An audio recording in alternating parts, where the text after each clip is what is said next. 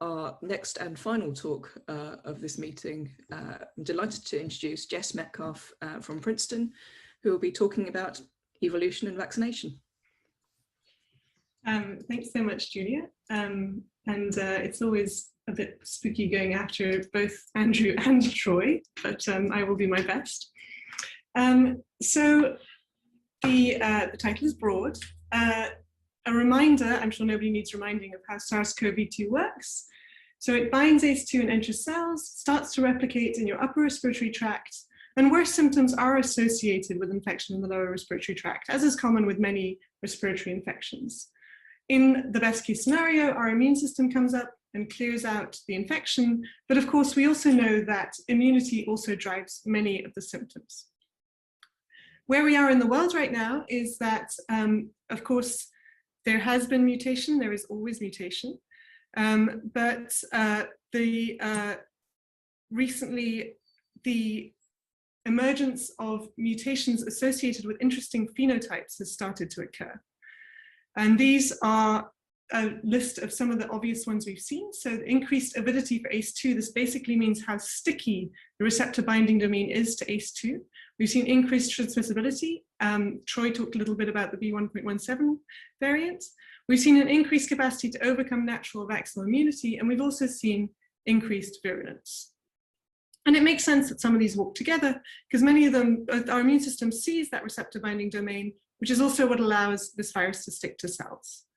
So this is what we know of B1.17 in terms of phenotype changes so far. For this is the variant first identified in the United Kingdom. For the variant first identified in Brazil, we've also seen increased virulence, as well as increased capacity to overcome natural vaccinal immunity. There's still a question mark over the virulence, I should add. And the so-called South African variant, or at least not so-called South African variant, the variant first identified in South Africa, seems to show escape from natural immunity as well as increased transmissibility. So all of these suggest that clearly there is room for the virus to become more fit. There is an interesting question, which I think Troy also touched on, which is why we've seen this sudden surge in variants. Of course, it might be because we're certainly looking an awful lot more than we used to do. But it's also that the landscape has changed phenomenally. There's an awful lot more immunity in the world, and that is likely to shift how selection acts and what the landscape of immunity looks like.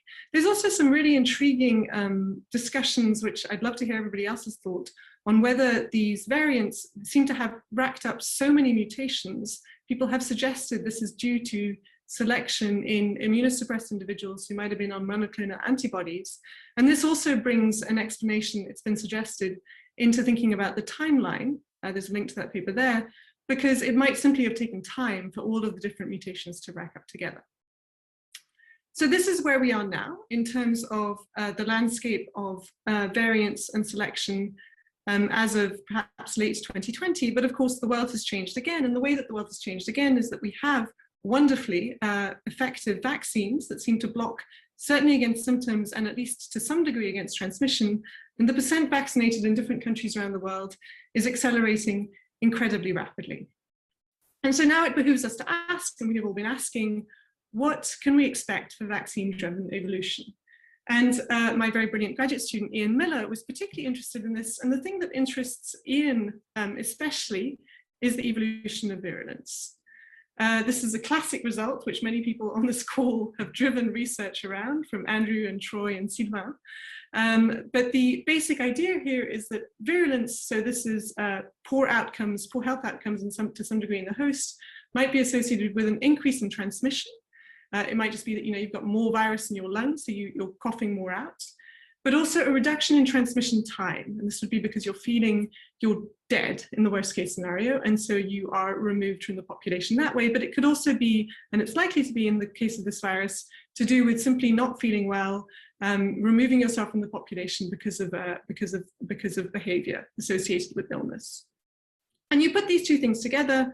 So as virulence goes up, transmission rate goes up, but the time you have to transmit goes down, you get this intermediate fitness optimum. I'm telling nobody on this call things that they don't know.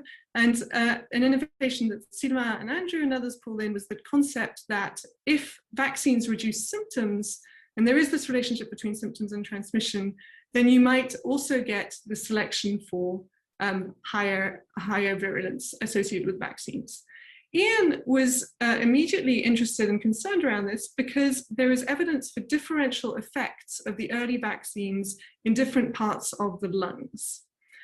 So you were seeing a lot of protection this is going to be important because we suspect that the upper respiratory tract is more associated with transmission. So something that Troy mentioned as well, whereas the lower respiratory tract is associated with greater disease. And this might be to do with the gradient of ACE2 receptors we see along the lung.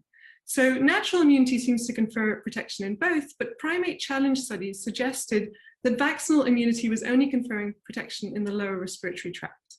So you could get these differential effects on transmission and virulence. Of course, to have any effect, to suspect that anything might be happening at all, you need the answers to a few questions, one of which is the evolution of increased transmission possible? Selection in natural populations, these new variants has shown that that can be the case. Is increased transmission linked to increased virulence? Based on the evidence of the variants, it can be, but it also can't be. So there's a lot of things going on. There's a lot of sort of intricate biology to unpack there. And could vaccines alter selection for virulence? Potentially, if there was this differential effect in the different compartments of the lungs. Of course, the question of how transmission relates to virulence is really central here, and it's really knotty in SARS-CoV-2 because most of the things that kill you, which are due to your own immune system, happen well after viral titers have fallen to very low levels.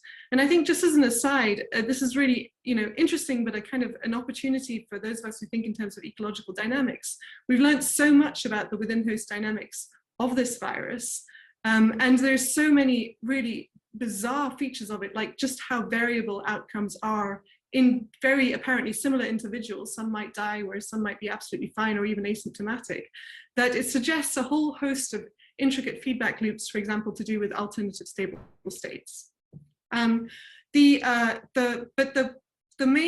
essential point is even if you think that this heterogeneity exists, one can still argue at least that vaccines could potentially alter selection for virulence if we assume that the effects of the vaccines or the effects on virulence might be the ways in which virulence would manifest would not just be death, but in people being removed from the population. So if your symptoms come on faster, you might isolate more quickly, these sorts of things. So there's an awful lot to emphasize of combinations of conditions that would have to be met for the scenario of increased evolution of virulence to occur, but we thought worth thinking through the logic of this. And to do that, you can put together a pretty simple transmission model where you assume that transmission is differentially associated with different compartments in the lung, and that mortality was primarily driven by infection in the lower respiratory tract.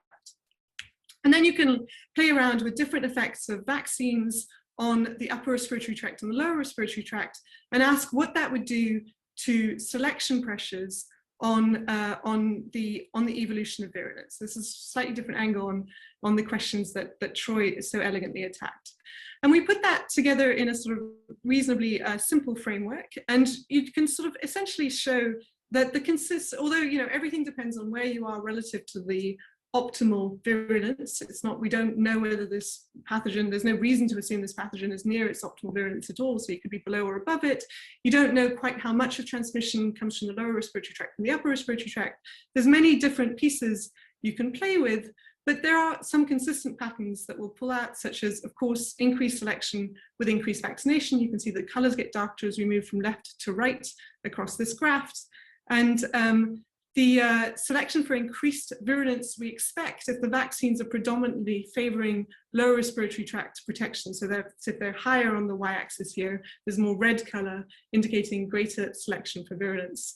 And so, one of the sort of key take-homes is that good upper respiratory tract in protection emerges as very important for vaccines. And in fact, if the vaccines are providing a decently high degree of protection in the upper respiratory tract, we don't expect so much the evolution of virulence. Of course, this is all very, we just don't, this is sort of fairly phenomenological an approach, since although we can break down the biology of what we think is happening in the lung, we just don't have that clear mechanistic understanding of what all these pieces are or what the relative contributions to transmission might be. But I think I'm going to echo many of the speakers by saying, you know, the prospects for this evolution remain uncertain. There is the theoretical potential for increased virulence if they fail to provide upper respiratory tract protection. But of course, the clear benefits of vaccines, as Andrew said as well, vastly outweigh the risks. But in this, as in immune escape, there is absolute importance in monitoring what happens. And of course, you know, one of the linking to Chris's point, really enormous issue here, and this is something also that Andrew said, is that the cost of virulence evolution will fall on those without access to vaccines. And we know, as Chris mentioned, that this is many low middle income countries, and many of these countries are currently experiencing worrying surges in cases at the moment. So this was some of the thoughts that we put together in thinking about the evolution of virulence. As ever, measurements and more data would be absolutely critical. There's another way in which this was sort of a very much sort of one unit of time approach. But if you start thinking more about how we walk into the future, the question of secondary infections becomes really important. And this is, you know, before we even start thinking about vaccination, it's worth considering that if you put together a simple schema of what happens, we become infected, we develop symptoms, hopefully we recover. If we're exposed again, what's going to occur? And of course, it could be, it's likely in fact based on other coronaviruses that we might be reinfected, but it is unclear what will happen still. We just don't have the data, enough time hasn't passed as to whether we will be experiencing very mild symptoms or whether symptoms might be worse or not. So the building on this evidence that endemic coronaviruses, people infected with endemic coronaviruses who are reinfected tend to experience mild infections, mild secondary infections. Rustamantia, Jenny Levine, and Otto Bjornstad put together a sort of map of our future, which suggested that this would become another common cold type thing in about 5 years, when most people had seen it for the first time, or perhaps been vaccinated for the first time. But of course, there's a lot of potential, that's I think a very interesting piece of it, but there's a lot of interesting nuance between the kind of two extremes of thinking of it as the simple immunizing infection on one scale, the simple waning of immunity infection on the other, and the array of ways in which we might be experiencing these secondary infections. And some work by Caroline Wagner and Chinese Sad Roy pulled together this intermediate model to kind of map out our futures, which is, I think, one of the great powers of models. We can figure out what that landscape of future cases should look like. And the answer is, of course, as is so often the case, it depends. And it depends on what we believe to be the case about natural immunity. It depends on what we believe to be the case of the features of different cases in future times. So on the x-axis on these plots is times, and then I'm showing the fraction of the population that fall into these different categories. But you can at least get a map of how the world might be. This was before we considered the issue of vaccination, and before we'd also considered the issue of vaccination and what vaccination might do to selection for immune escape. Because of course, this was the thing that the UK so boldly leapt into, which I think was very much the right decision, but was that if you choose to, in the ideal world, you've had your first shot, your immunity develops, you get your booster, and you have very low risk, at least of symptoms based on the trials, but hopefully also of transmission. What happens if you delay the booster? And this is an interesting question because it's both an epidemiological question, and Julia has done some lovely, beautiful work on this, but it's also an evolutionary question. And the question is this pool of individuals who are in between the booster, between the first dose and the booster, potentially selecting for levels of immune escape? And again, just as in the previous example, we don't have that nuanced understanding of mechanism and biology that might help us to pull this apart, but we can build sort of fairly simple phenomenological framings to think about this. And this is based on Brian Grenfell and colleagues' paper on phylogenomics, where the idea is if you imagine immune pressure as going from very low to very high, as immune pressure increases, we expect viral abundance to decline. And which implies that there'd be more opportunity for mutations, at the level where there's lots of virus around, whereas if you've really got no virus at all, you've got no opportunity for mutations. And conversely, however, as immune pressure increases, we expect the strength of selection to escape immunity to also increase. And so if you put these two things together, they should define that net viral adaptation rate that we're concerned about, that adaptation towards immune escape. And it's going to look like some sort of hump-shaped distribution. So to put it in, an even simpler way of framing it is that if you have no immune pressure, there's obviously no selection for immunity. If you have complete immune pressure, so that no single virus particle will survive, there's also no selection for immune escape. And so somewhere between the two is likely to be where the peak lies. And then the question becomes, what do we expect to be the case for the different scenarios for secondary infections? If you're post-infection, are you in the happy situation of being where you just knock out the virus entirely? Is it possible that yet post-vaccination and perhaps post that first dose, you're not knocking out the virus entirely, so there is some virus still kicking around and that virus will be under ginormous selection? Or is it even could it be the worst case scenario where it's under ginormous selection and there isn't, and there's still quite a lot of virus kicking around? And of course, we don't actually know even if post-infection is putting you at that place where you're happily clearing out every last viral particle. And so Caroline and Chadi put together an even more complicated model to map out this particular set of futures, where they kept track of whether people were infected, had been infected previously or vaccinated previously. And then you can, again, scope out what you expect to occur in terms of the different scenarios of whether vaccines reflect just a bit more, just a slightly higher rate of adaptation or much higher rate of adaptation in terms of that gap between the two doses, etc. And again, we don't actually, the absolute complexity here is that we don't know where we're landing in terms of where we are on that x-axis of immune pressure, and we don't know even the shape of that curve. But we can at least start thinking through the logic of what we might expect to happen and start putting that together with some of this really fascinating data, for example, that's coming out of Israel. And the sort of broad conclusions from this section is that, of course, we know that immune responses are going to shape the potential for viral adaptation. And of course, this is likely to be in turn shaped by the 1 or 2 vaccine doses and over the longer and shorter term. Clearly, the priority, at least certainly coming out of the winter this year, was in getting the largest number of people immunized as fast as possible. And this is the right response in epidemiological terms, generally.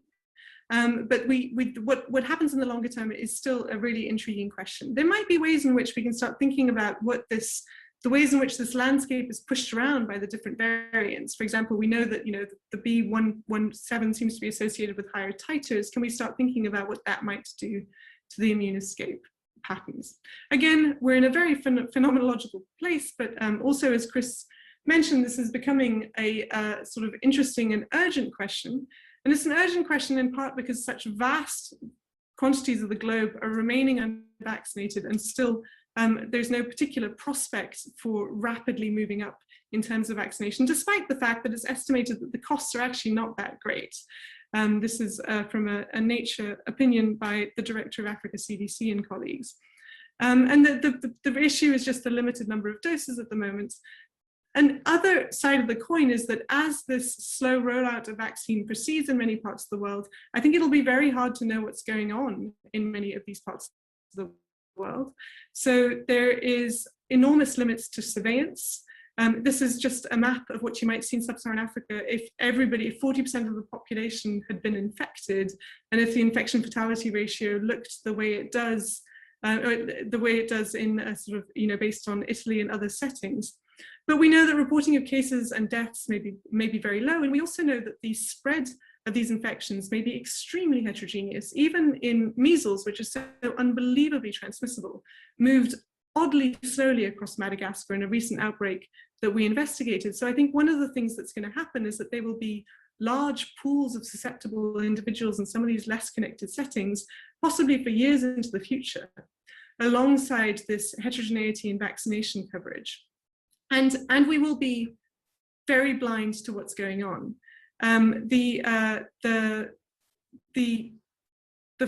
Of course, there are opportunities to start getting better measurements of this. Technology is advancing in ways that you can take really minimally invasive samples to get a sense of at least people's antibody responses using saliva, for example. So I think there's definitely opportunity for refining our window onto these parts of the world to start pinning down what we know of where natural infection is and where vaccination is, because as Troy pointed out in his talk as well, it is exactly these relative proportions and these heterogeneities that are going to be an important part of how the future of that vaccine-induced selection pressure plays out.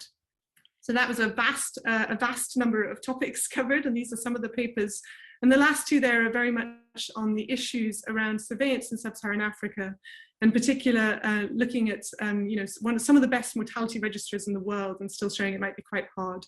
In Madagascar, oddly, has one of them in the world, is the wrong word, in low and middle income countries, and it's still very hard to figure out what's going on.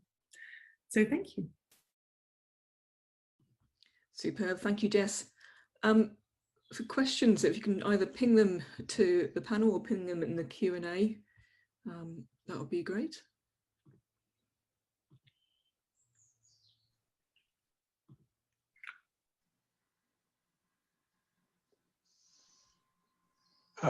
Jessica, so may I voice my question since I'm not finding the right Please do, Claudia. Okay. Sure. So if I understood it well, so you are arguing against the use of mucosal vaccines that would act on the upper respiratory tracts and also would try to increase the concentration of IgAs instead of IgM and IgG. Is this interpretation correct, or?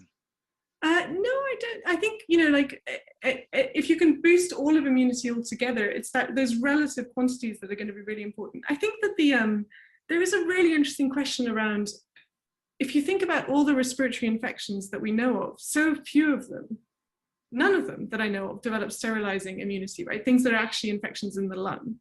And it might be because the lung is essentially a cell thick in many places, as my colleague Danny Dweck told me, which means that, it's probably a very dangerous place to have an immune response, because an immune response is a very dangerous thing. So it might be that it's operating to be just good enough to sort of keep you alive and minimize infection. But I think getting a better grip on these intricacies of the biology will help us pin down what we expect in terms of how those selection pressures will play out. But I think it's very much the distinction between upper respiratory tract and lower respiratory tract seems to me a defensible cartoon of how this functioning is happening. But I think there's an awful lot more going on and an awful lot more that needs to be learned. Thank you. Thank you. We've got a question from Graham Ackland. I was going to read it out as is. Is optimizing selection pressure only important in the very finely tuned situation where there's a chance of getting 1 or 0 vaccine escape variants? I'm not entirely sure. I don't think we have a fighting chance of optimizing selection pressure. I'd love to know what Andrew and Troy think about that, but I don't think we'll be fine-tuning landing on that head of a pin particularly. I think that apart from, if we really could eradicate every last, so I guess that the 0 and 1 scenarios are 0 is you do nothing, in which case you're not implying selection pressure, so there you go. And 1 is that you're confident you can get rid of every last viral particle, so you're probably in a good place as well. Those are, the response you were aiming for was just to minimize selection, that would be sensible. But of course, we also want to minimize deaths and cases, so we probably want to be on the far right side. Let me try and re-articulate the question slightly. Actually, I'm looking at Graham's follow-up comment as well. Is it the case, we've got variants have appeared around the world, so it's not the case that we've got a single SARS-CoV-2 and there's no escape variants. In that case, is that more important to stop escape variants, or is it just that it's inevitable we're going to get escape variants?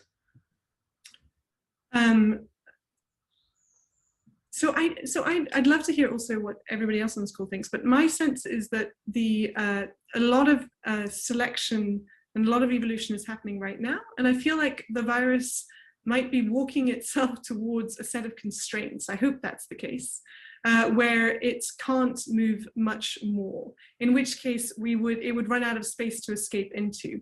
However, I should also say that there's some lovely work out of Jesse Bloom's lab, which shows that there is certainly seems to be, in a flu-like sense, antigenic evolution in coronaviruses, so in the endemic coronaviruses at least. So it's wriggling away a little bit every year from flu, whichever corona, I think it was 2290, I forget which coronavirus it was, which implies, which is a kind of an immune escape prospect. But again, those secondary infections are very mild, so kind of nobody really cares.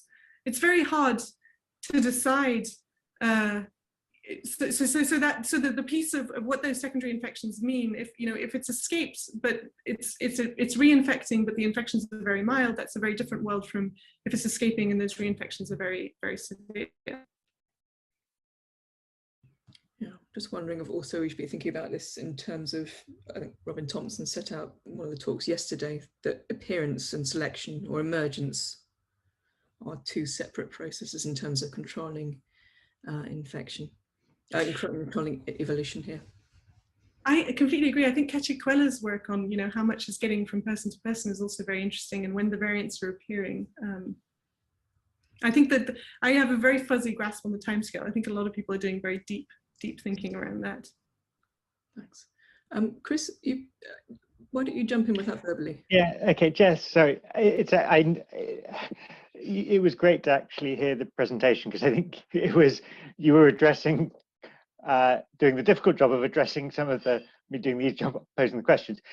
And from the graph you showed, it'd be good if you could almost describe it in a country context way. So in a way, what would be where the peak of the graph was, the peak of the driving viral evolution? What are the factors that a country would have which would maximize that peak, and maybe conversely, what would it minimize? So in terms of, I would imagine, I won't put words into your mouth. So the other part of the question is, who would you target in a country which vaccination strategies would drive viral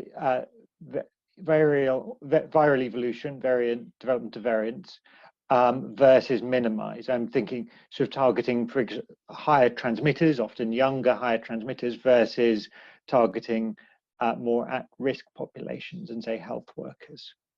Sorry, there's two questions. It's fantastic questions, both of them. So on the first one, I think I would want to sit down and think about it a bit more, because there's the scale of selection in individuals, and then the scale of selection at the sort of population level, which is what Troy was talking about. And again, Chris, I think we just don't, how mechanistically we pin that down is a pretty intricate issue, but it seems like those mixings would really matter, and I'm sure actually Troy has greater wisdom on this. On the second question, but I think it's amenable to at least bounding the problem, and it's something that we've started thinking about. On the second question, I think that certainly in the context that I've worked on, so I've done a certain amount of work on childhood vaccination, I would still, in the settings that I'm thinking of, start with just minimizing deaths. So distribute those vaccines to the people who are most likely to be at risk of dying, and distribute those vaccines to healthcare workers. I think that's just, that's still where we are in many of those settings. And I think it might be where we are for at least a while. Of course, there's tremendous heterogeneity. Rwanda, you might be absolutely fine trying to get every single person. There's not that many people as well, and it's quite a tractable country to work in. The question of how you think about, so we've been thinking a little bit about whether you would, because of vaccine shortages, whether you might combine reactive vaccination efforts alongside non-pharmaceutical interventions, and what that might do to that landscape of immunity and landscape of selection, I think is a very a very interesting question. There's always, as I'm sure you know, that the issue of, you're still how fast the logistics of actually responding, the logistics of doing these intricate types of responses are not necessarily meaningful in many of these settings. It might just be like a very simple rule of thumb is the way to go. But so I think the rule of thumb of all people and healthcare workers is absolutely where I would start. And then we're working actually in Madagascar at the moment to try and figure out how Madagascar, the last country in the world to sign up for COVAX, so very, very interesting place to work in, of how you would, considering the fact that it's just going to take time, how you would prioritize distributing vaccines across the different regions in the country, given where the old people are, et cetera, et cetera. I haven't gone to the next level of thinking about what that might do for thinking about evolution as well, but it's certainly worth bringing that in too. No, thank you. Can I ask a question verbally rather than trying to type it into the chat? Go for it, Troy, go for it. Thanks, Jess. That was a fantastic talk. I was wondering if you guys had done analysis in the stuff you've been doing with vaccination, where there's heterogeneity in the population and the extent to which vaccinated and unvaccinated individuals mix with one another, potentially generating, sort of like in the plot you showed with the hump, right? Where you're worried about an influx of mutations, you're worried about the strength of selection. And it seems like that's kind of a really bad scenario where you have a bunch of people vaccinated and a bunch that aren't, and they're interacting with one another. Have you guys done any modeling along those lines? So we've just started down that road, which also links to Chris's question. We've done the very simple thing of just saying, of just making the case for vaccine equity. So if you have two countries and there's doses you can distribute across both, like what are the outcomes in terms of the case burden, et cetera. We haven't actually thought about what the mixing of transmission means so very much yet, but I think it's certainly important. Or maybe when I say we, I mean, Chad and Caroline probably can answer that question in their sleep, but I can't. Fair enough. Thanks. Okay, Jess, absolutely superb. Thank you very much. And I think this rolls us naturally into a sort of wider Q&A for our last half an hour. There's lots of topics we could return to, but I think I'd like us to focus first on Chris's questions as far as we can.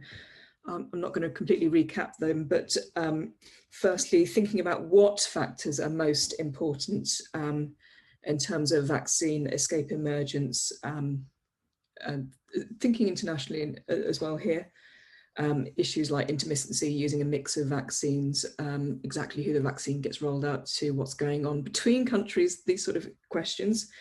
And the question of, can we talk about a ballpark range of coverage that's more or less good, both in terms of what you're trying to achieve, which might be reducing transmission, hospitalizations, deaths, or protecting your workforce, and in terms of evolutionary questions. So all the big questions, but the wrapper on those, Chris asked, is which of those can we answer now? Which of those can you tell us about some ongoing work which might help address this? And which of those we could answer if? And happy to open this up to any panel